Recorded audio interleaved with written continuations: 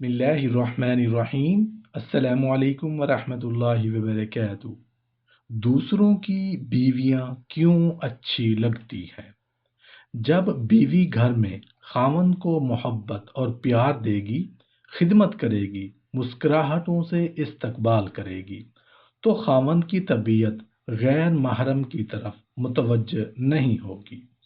ذرا غور کریں کہ اس صورتحال پر کہ جب میاں بیوی کا روزانہ گھر میں جھگڑا ہو، پریشان حال خاوند دفتر میں بغیر ناشتہ کیے پہنچ جائے، وہاں اس کی بے پردہ کارکن خاتون مسکرا کر انتہائی ہمدردانہ لہجے میں پوچھے کہ سر آپ کیسے ہیں، تو اس لڑکی کی مسکراہٹ خاوند کی ازدواجی زندگی میں زہر گھول دیتی ہے۔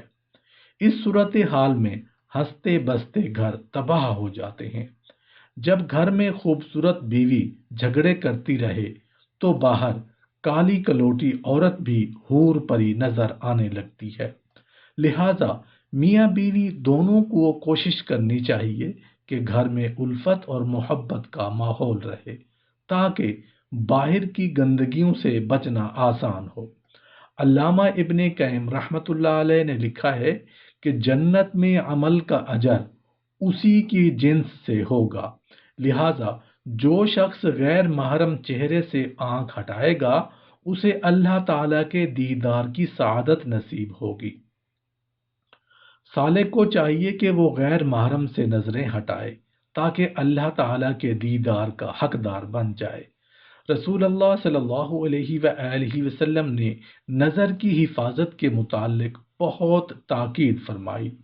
انسانی چہرے کی کوشش تو اپنی جگہ ہوتی ہے، نبی کریم صلی اللہ علیہ وآلہ وسلم نے تو جانوروں کی شرمگاہ دیکھنے سے بھی منع فرمایا۔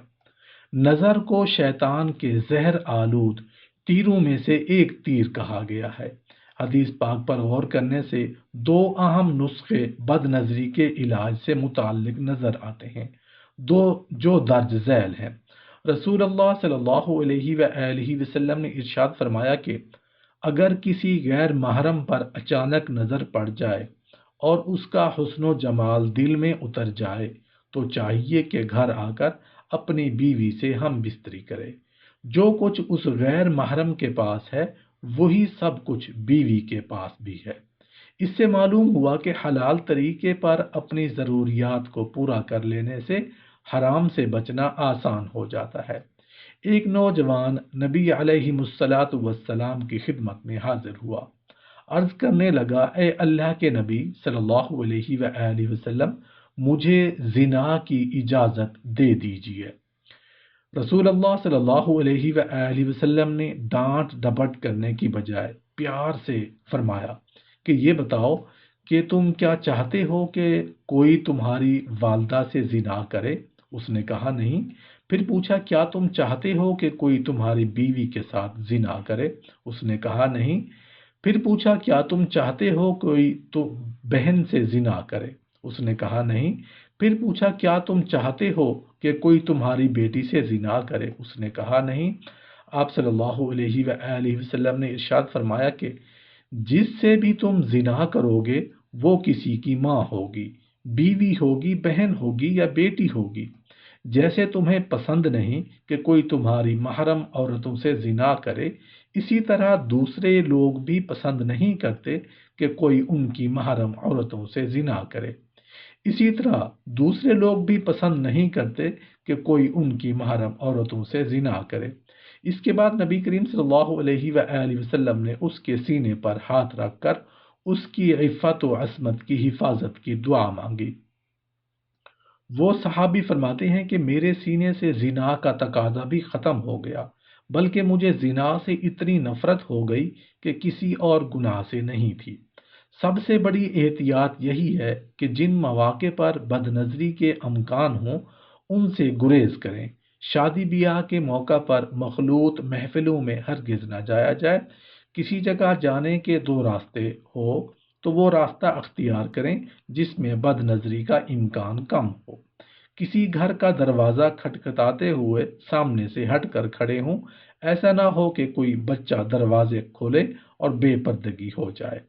ہوائی جہاز وغیرہ پر سفر کے دوران ٹکٹ کاؤنٹر پر جہاں مرد ہوں وہاں جائیں تاکہ عورت سے بات چیت کا موقع ہی پیش نہ آ سکے۔ گاڑی میں سفر کرتے ہوئے اطراف کے گزرنے والی گاڑیوں پر نظر نہ جمائیں۔ ممکن ہے بے پردہ عورت بیٹھی ہو تو بد نظری ہو جائے۔ اپنے گھر میں داخل ہوتے وقت کھنکھار کر ایسی آواز پیدا کریں کہ اگر کوئی غیر عورت موجود ہے تو وہ پردہ کر لے۔ بس، ٹرین اور ہوائی جہاز کے سفر کے دوران کوئی دلچسپ کتاب اپنے ساتھ رکھیے اور اسے پڑھتے ہوئے وقت گزار دیجیے۔ جب تھک جائیں تو سو جائیے۔ نیند نہ آئے تو مراقبہ کی نیت کر کے بیٹھا رہا کریں۔ آنکھیں کھولنے سے مسافر خواتین پر نظر پڑنے کا اندیشہ ہوگا۔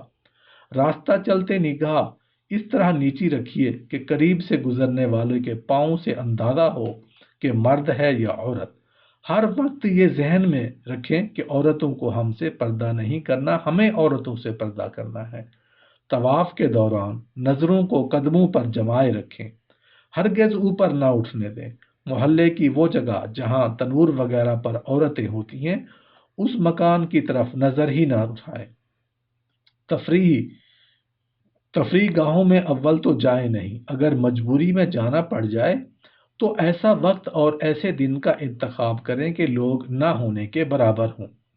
عام طور پر بد نظری کے مرتکب وہی ہوتے ہیں جن کی بیوی نہیں ہوتی، یا بیوی ہوتی ہے مگر وہ بیوی سے جنسی طور پر مطمئن نہیں ہوتے۔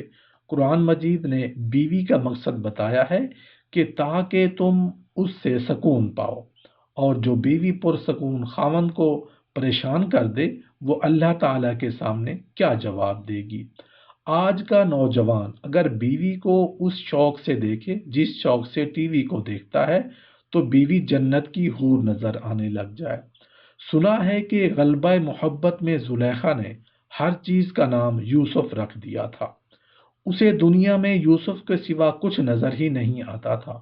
بعض علماء نے لکھا ہے کہ جو شخص دنیا میں اللہ کی رضا کی خاطر غیر محرم سے اپنی نظروں کی حفاظت کرے گا تو اللہ تعالی جنت میں ہر نظر کے بدلے ایک ایک مرتبہ اسے اپنے چہرہ انور کا دیدار عطا فرمائیں گے۔ سالک کو چاہیے کہ وہ اس مضمون کا مراقبہ کرے اور اپنے دل کو سمجھائے کہ میں چند لمحوں کی بد نظری کی وجہ سے اللہ تعالیٰ کے دیدار سے محروم کیوں ہو جاؤں۔